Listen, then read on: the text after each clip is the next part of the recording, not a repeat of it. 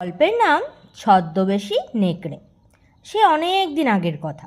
গ্রামের প্রান্তে তৃণভূমি, সেখানে আছে সবুজ নরম ঘাস, কিন্তু তারপরেই ঘন জঙ্গল, কত রকম পশু পাখি, কত বৈচিত্র্য।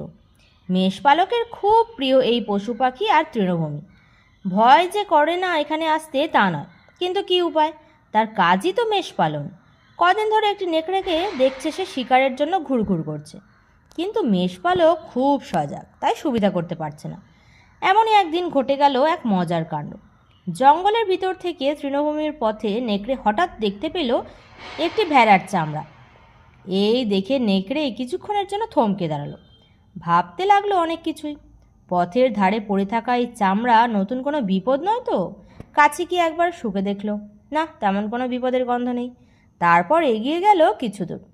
হঠাৎ তার মনে হলো এটা দিয়ে নিজের শরীরটাকে ঢেকে ফেললে কেমন হয়। দেখা যাক, যদি ভেড়ার মতো দেখায় তাহলে তো খুব সহজেই তাদের দলে ঢুকে পড়া যাবে। কেউ ভাববেও না তাকে নেকড়ে বলে, এতে শিকার ধরাও সহজ হবে। নেকড়েটি তখন আর দেরি না করে ঝটপট ভেড়ার চামড়াটি গায়ে চড়িয়ে নিল। তারপর ভেড়ার চালে আস্তে আস্তে ভেড়ার দলেই মিশে গেল। দেখলো সারাদিন ভেড়ারা কেমন কচমচ করে সবুজ ঘাস চিবোচ্ছে, আর বেচারা নেকড়ে উপোস করে কাটাচ্ছে। মাঝে মাঝে রাগ হচ্ছে, দুঃখও পাচ্ছে। শুধু এইটুকুই সান্ত্বনা তার, সুযোগ যখন আসবে তখন দেখিয়ে দেবে কিভাবে খেতে হয়।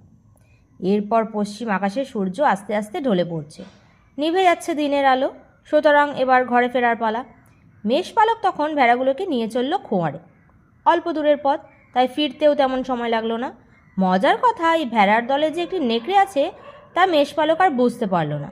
এমনকি রাত্রিবেলায় মালিকের অতিথির জন্য একটা ভেড়াকে কাটতে বলায় মেষপালক ছদ্মবেশী নেকড়েকেই ধরে নিয়ে গেল।